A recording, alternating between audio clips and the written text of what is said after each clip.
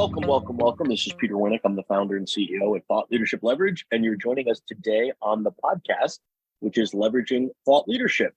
Today, my guest is Michael Tuggle. He brings more than 29 years of experience building brands for companies like American Airlines, Pepsi, Texas Dairy Queen, Papa John's, and more. He co-authored his first book with his longtime friend and colleague, Mike Sullivan, who's the president at Loomis, which was called The Voice of the Underdog, How Challenger Brands Create Distinction by Thinking Culture First. And he has a long and pretty impressive past that you could look up, but I'd rather just start talking with him. So Michael, welcome aboard. Thanks for coming on today. Thanks, Peter. Thanks for having me. So you've got this long, impressive career, primarily in the advertising space, right? Building brands, doing all those sort of things. And then one day you either woke up or were coerced into writing a book. Why or how did that happen? And why would one agree to do something so crazy? You know, it's funny. Mike Sullivan and I, who's the president over at Loomis. I was at Loomis for 15 years, and Mike and I have been colleagues in a number of agencies and have been friends for almost 30 years now. And it's one of those things where we were building the agency. Loomis had adopted this challenger brand positioning to where we wanted to help brands, they're fighting the category leaders. And we were living it. And we talked for 10 years about, you know what, we really should write a book about it. We're not the first to write a book about it. No, of course. Right. Yeah, the whole positioning came out of Eat Big Fish out of London. But we talked about it for 10 years and like, you know what, we should just finally do it. And we finally did and have enjoyed it, since. Yeah, and I'm quite familiar with that content because Eat Big Fish at a time was a client of ours. But give me a sense of what that process was like. Did it take more time than you thought, less? What you got out of it? Give us the experience of not just deciding to commit to writing the book, but writing it and what came out of that. Yeah. So, you know what? It's sort of the eat the elephant one bite at a time kind of thing. It was, we worked together and put an outline together about what we actually wanted to say. I mean, part of it, once you read the book, part of it is about challenger branding, but really the other back half of it is all about culture. From the day we started the agency, I mean, literally the day we started it, we sat in a conference room like, okay, we want to take all the good things that we can take away from our past experience, and we want to leave all the toxic crap at the door and not, and really be mindful and intentional about the culture that we build. And now you don't just do that overnight, but we did it over the course of 15 years. And so the book was sort of an amalgam of that. So we set out an outline about what we wanted to write. And then he and I would trade off. So I wrote about half of it, Mike wrote about half of it, but our styles are very similar. And so we would write and then hand it to the other person and they would, look at it and Sure. One by one, the chapters built and then we had a book. It took about 6 months to write it and probably another year to edit it and to get it in book form. But and what are the benefits that you and the organizations that you've worked with received, if any, from getting that book out there? What doors have been opened? What surprising things have happened? We've been like every author, I think we both have been very pleased and surprised a little maybe at the reception. I mean, everybody who's read it has been very positive, and very, not just our moms, which was nice, but everybody's been, pretty receptive. And they've said that they got a lot out of it and they felt like that we tried to keep it really light. We did not want it to be an academic book. Sure. We tried to, include a lot of stories, case studies, that kind of thing. And the entire intention of the book, frankly, was to drive business. It was really to lend credibility. Well, so stay there then. So I get that. So, if we look at a book honestly, right? And I think a lot of people just either don't do this either out of naivete or they just don't do it and say, okay, we have choices to make. In the next year, I'm going to write a book. That's going to take whatever, 30, 40% of my time. Right. And there's opportunity cost. So you can assign a number to that. And it's going to take some dollars, marketing support, editorial support, et cetera. If I'm making an investment of X, pick a number, what is an appropriate return on that investment? And I think people, when they get into book mode, they get sucked into this vortex and all their business savvy and acumen goes out the window. So if you were to think about it without necessarily getting into specifics, but the range of the actual cost, opportunity cost and hard dollars and all that versus the outcomes, are you happy with it? Does it have more to go? Tell me How would you? I think we're pleased with it. I mean, there's definitely an opportunity cost for sure. I mean, it takes a lot of time.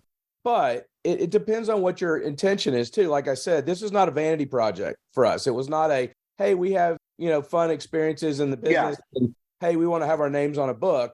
It was never about getting rich or being a best-selling author. It was really about driving business to the agency, adding credibility to what we were doing as a challenger agency, but also, giving kind of a roadmap to. So stay there for a minute, right? Yeah. So if we think about it, because I like the level of specificity you're getting into now. So you're not the only challenger agency out there, right? So if people are looking for people might be looking for an agency. Right. A subset of those people might be looking for a challenger agency, and then they're going to look at you and your competitors, right? So number one is, if we know what our average client value is, and I'm sure that you do, you could look at this and say, wow, actually, it's a pretty big cost, but all we would need to do is secure whatever, one net new client or 3 net new projects over the course of 2 years. And this is a no-brainer. And then I think what people also don't realize when it comes to writing a book is, even though the publishing universe thinks in terms of a 3-month or a 6-month cycle, a book typically has, no pun intended, a 5 to 7 year shelf life when it is viable in that regard. So what's your experience been on that side? When you self-publish, which, I mean, and there are, 10,000 titles a month or whatever it is that are published, right? There's a lot out there. Our experience has been, it's been more this, and thankfully, like being on your show, we are pushing a little bit more, in terms of getting more exposure now. When we first published, it was more self-push. We were sending it out. We were sharing it with people that we knew and that kind of thing. But to your point, it is, if you can get 1 or 2 clients, it's certainly worth the effort. If you're enjoying this episode of Thought Leadership Leverage, please make sure to subscribe. If you'd like to help spread the word about our podcast, please leave a 5-star review at ratethispodcast.com/LTL and share it with your friends. We're available on Apple Podcasts and on all major listening apps, as well as at thoughtleadershipleverage.com/podcasts. Well, and you mentioned self-publishing, and I think that, to me, self-publishing is just a business model, right? It is one, there are many ways to publish. You can go traditional. In an instance like yours, there's probably a lack of alignment between what a publisher would want as an outcome for the book. They want to sell a lot of copies, and you're going, hey, I'd be happy if over 5 years we got 3 new clients, right? And then there's different levels of self-publishing, from copy shops all the way on to those that give you various services from editorial marketing, et cetera. So that's a whole other ball of wax. But, on the self-publishing side, you have the advantage of speed, of control, of ownership of the intellectual property, not being accountable. And I think the reality, I'd love to hear your thoughts, is that, unless you're hardcore in the publishing business, most people don't know the difference as long as it's a quality product. If you have great ideas to share, I'm going to consume those ideas and go, wow, that was awesome, and not go, oh, poo-poo, he self-published it. He's probably not as smart as, so-and-so that didn't. Right. It's not like we were averse to, a big publisher publishing a book, our book. We were just probably impatient in that we didn't want to go through however long that process is of finding a publisher and we were ready to go. We wrote the book. We had a very intentional reason for doing so. And so we were ready to go. So we published it ourselves. Now, to your point, we made sure that the product looked the part, right? We had we had art directors, obviously, at the agency.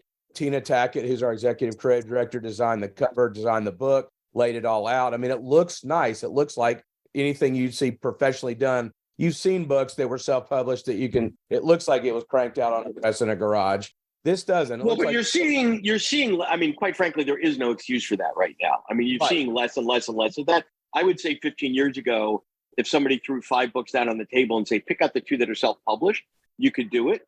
Yeah. I would say, unless it's really awful or low quality or whatever, it's almost impossible to discern from a quality perspective, A versus B versus C.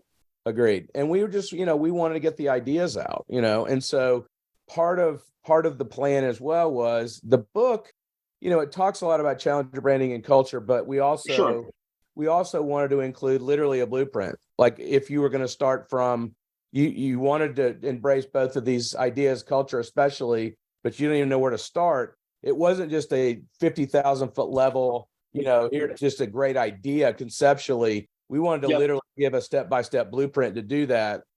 And so so stay there with the blueprint for a moment, because one of the things that I've seen that are interesting is I agree with you that is a better way to go about it. Like, here's exactly what you need to do, and here's how you do it, et cetera, et cetera, et cetera. There are some folks that would push back and say, oh, geez, but if I tell them what to do, why would they hire me? And my response to that is always, that's not the group that would ever hire you anyway, right? Yeah. Like the more that you could show them. Now, there's a subset of readers that say they can't afford you, they're not in the market for an agency, whatever. They're gonna do that, and that's great, and that leads to good accolades and positive vibes and all that sort of other stuff. But most folks look at that and go, okay, they have a methodology, they have a process, we need the work. I know exactly what it's going to be like to work with those folks. They have a challenger mindset, right? Yep. And this is their methodology and process. So by the time they come into the sales cycle, they're halfway home. Yeah, I think there were two great things that came out of actually, writing the book as opposed to just talking about it, right? So the first was, we wrote the book based on what we've been doing for years. It's not like we suddenly did this, right? But the first thing was we literally had the blueprint for how do you create a great culture. But the other thing we did was we sort of codified this process of, if you are a challenger brand and you're starting off with I am a challenger brand and I don't know what to do next. We literally have codified a document now to where we can literally take you through an entire challenger process to where when you get to the back end, you're going to know who you are, how ready you are to go to battle, and how to go and how to do it, and where you might need help along the way, right? Exactly. Right. Yeah. Cool. So if someone was out there now, Mike, in any sort of professional services, let's just stay in that space for a while, and they're contemplating going down the path that you went down, what thoughts, what advice, what insights would you give them to increase the odds of success, maximize the probability of having a win when investing their time and energy in a book? Sure. I would say start out with a great plan. I mean, obviously, start out with the architecture of what it is that you want to say. Don't just start writing. I mean, you really have a plan, have your chapters laid out. I would, we laid out the chapters, and then we laid in a bunch of notes on each chapter, not writing, but just what do we want to include? And then, let the writing process take over. The other thing is going in, it's a long process. And the best thing I can say is give it, 500 words a day. 500 words a day is not that much, but 500 words a day over the course of a year is 180,000 words. That's a 500-page book. So if you can just stay at it and do a little bit at a time, there's this feel that like, I got to sit down and write a chapter today. I've got to, knock out 4 chapters this weekend. Number one, that's hard to do. Number two, I think you miss things along the way. Doing it a little bit at a time, like you'll have thoughts in the middle of sleep, in the middle of the shower. And scribble down a note. Yeah. Exactly. And then just find. But I like that 500 words. 500 words is a average length blog post, right? So because I think the other problem is that so let's say you decide, because we've seen people go down this the Thoreau route. I'm gonna block off 3 weeks and go up to the cabin. It's hard to schedule an insight. It is. Yes. So then you get up there. And it's like, okay, now what? Chirp, chirp. What do I do? But you can force yourself through the 500. Maybe there's times where you get an extra burst and you give it an extra hour or so. But I would argue probably knock out 500 words in 15 minutes, half hour, depending. Well, it depends. I mean, it depends on who the writer is. Sure. I would say no more than a couple of hours. I mean, to have it this is a great 500 words. I mean, you can knock out 500 words stream of consciousness pretty quick. But if you really want, they need to be polished. Yeah. And that's the other thing I would say too, is don't edit yourself along the way. Get it out. That's a Stephen King rule. Just get it out of your head and then edit later. Well, and that's a great point, because there's a process where you just want to extract the ideas. Yep. And then there's a time and actually not just a time, but other folks that can help you polish it up grammatically, or is that the best way to get that thought up? But just letting it sort of go somewhere between stream of consciousness and a punctuated sentence, right? You got it. A good sweet spot. And I would say too, based on what you said with the blog, don't underestimate things that you've already written. I mean, like by the time we sat down to write this book, we'd probably written 250 blogs, many of which were about challenger branding, many of which were about culture. It's your intellectual property. You wrote it, right? So I love that, because most people think starting to write a book is literally a blank page. But what you're saying is I would push on that and say, actually take inventory. What are the blogs I've written, the speeches I've written, the decks I've created, the interviews I've done, get transcripts done and say, wow, you know what? I might be 30, 40% of the way there. Or, you also have some data to say, for some reason, these 20 blogs people really, really, resonated with. These 10, crickets. So what was it about these that resonated with folks that I should expand on in the book? Because I look at those things as just sort of micro experiments that give you insight. Sure. And you know what? And those 20 blogs that resonated that you already got traction with, we'll see if they hang together conceptually, but those could be your 20 chapter starters. I mean, literally, exactly. You may have a book already kind of in the background, like ready to roll. Sketched out. Yeah. Yeah. Well, this has been a lot of fun, Michael. I appreciate your time. I appreciate you sharing your journey with us. Any parting words of wisdom to those out there about to embark on a similar journey? You know what? It's just the whole thing is worth it. I mean, it really is. It's we were very thankful to get to the end of it, after the work. But yeah, it's something that, like you said, it never kind of goes away. It always is there.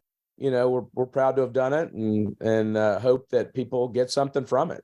Great. Thank you so much. Appreciate it. Thanks, Peter. Appreciate it. To learn more about Thought Leadership Leverage, please visit our website at thoughtleadershipleverage.com.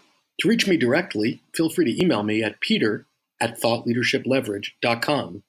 And please subscribe to Leveraging Thought Leadership on iTunes or your favorite podcast app to get your weekly episode automatically.